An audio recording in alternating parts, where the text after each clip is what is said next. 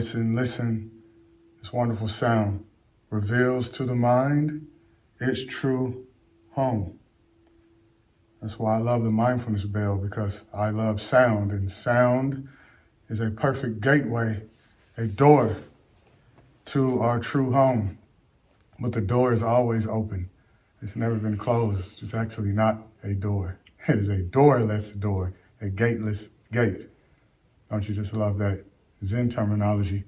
This is Brother Diamond, aka Bhikkhu Nalaka, and I'm happy to share with you the first of many short doses of Dharma. This is a dose of Dharma recorded by David Nelson. Today is Christmas, so Merry Christmas. And in general, we appreciate every day. You say, waking up this morning, we smile. 24 brand new hours are before us, an opportunity to realize our true nature. And what is our true nature? That brings me to the topic of this session in the new series, A Dose of Dharma. What is self? What is the self? Me. What is I when I say David and I, she and I can be broken down into numerous forces and types of phenomena. There's the mind that discriminates, there's cognition, there's sound, there's photons of light traveling up the optic nerve once it hits the eye, and it goes to over 30 visual centers in the brain. And then I see. There's the experience of seeing, and the experience, the feeling of being a self sitting in the mind or sitting in the body. The feeling that there's something absolute, tangible in the mind or in the body. For most people, it's in the head. People are in their head, so to speak, all of the time. But even if that's not the case and you are more grounded and you feel present in the body, there's the feeling that there's a self in the body, but actually there's just an appearance. There are appearances in consciousness. This is all a play of consciousness. So practically, there is a self, me, Bhikkhu Nalaka, Brother Diamond, sharing these words with you through this technology. But actually, this is just a play of consciousness, and there's no center to it. There's just appearances arising and ceasing ad nauseum. An infinite journey in this thing we call, or this field that we call reality. And so everything is intertwined. Without this technology, then I could not share this message with anyone other than David, who's here with me, or anyone who's walking by who can see and hear me.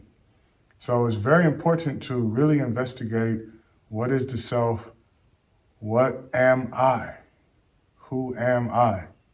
And you can rephrase that in many different ways. Who am I is also what is self.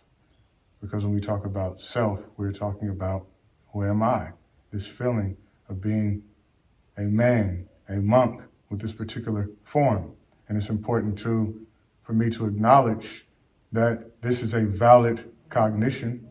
This is a valid perception. If you have good eyesight and you're watching this on whatever device you have when it is posted, but also break it down and realize there's nothing absolute about any of this. All of this can be broken down into an reduction ad nauseum.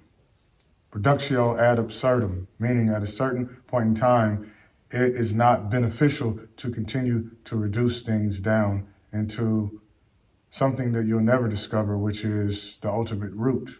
We don't know what an ultimate root is. There are theories about some most fundamental particle or force, but scientists have not found that and probably will never, at least not within many lifetimes of human beings, discover something that is truly ultimate. There will just be an interplay of various forces and particles that will be given different names ad nauseum. with no limit. So what I am, what we truly are, is ineffable, all-pervasive, and tranquil by its very nature. It is like an ocean that's undisturbed. Things float in it. It is like space. Space is always here. You bring a lot of things into this room, there's still space. You take things out of space. Things enter and exit in space. True mind, what the self really is space. It's ineffable. It is beautiful in the sense that beauty appears in it. It is untainted. It is unsullied. It can't be stained. But the mind component, that's where the trouble starts. That's where there's discrimination. There's really a me here, and that's not the ultimate reality. That's not the subjective experience, which is actually just awareness itself. I am cold. I am warm. My left foot hurts. My right knee hurts. Actual fact. But am I the right knee? Or is there just the witness of the right knee that hurts? So I hope these words trigger a profound insight in all of the mind systems, people, selves who are watching this, so that you will understand that what is called the two truths, the ultimate truth and conventional truth, or absolute and relative, are very important as you navigate this thing called life. Because you'll need to know when to rightly own your conventionally valid self, but be able to deconstruct it or see through it. And that's how you will avoid the second arrow that Buddha, the awakened one, talked about. Someone strikes me or I'm struck with an arrow, but I don't have to take it out and put it back in. I can realize, oh, there's just a witness of this pain, and the pain is impermanent, and the feeling of a self is also impermanent. Last night when I went to sleep with a soundscape playing, there was the sound and then no sound, and then I woke up and the earpieces were still in my ear. And I said, what happened just now? Oh, that was a cessation of consciousness. Just in whatever time span there was from the moment when I was aware of the sound and blackout, and then coming back to awareness of the body, the sense of a self. You see, that's impermanent too. There's no constant sense of self, and we don't know that. And so we cling to this sense of self as if it is absolute, but it's not. Just like the device recording this, it will eventually disband. But the witness, that's something for us to investigate.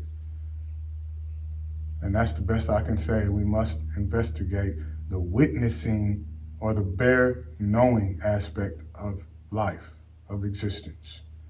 That is closer to the true home. That is the true home. This space where everything arises and ceases, or like the ocean in which drops of water dissolve. Everything floats. Everything is sustained effortlessly. So thank you for listening. This is Bhikkhu Nalaka, aka Brother Diamond. Be well, be happy, and investigate the nature of self to rest in your true home. Thanks for tuning in to the Modern Contemplative channel. I've left a link to my Substack profile so you can read my essays and profound poems. Don't forget to like, subscribe to this channel if you haven't already done so, and ask any question anytime.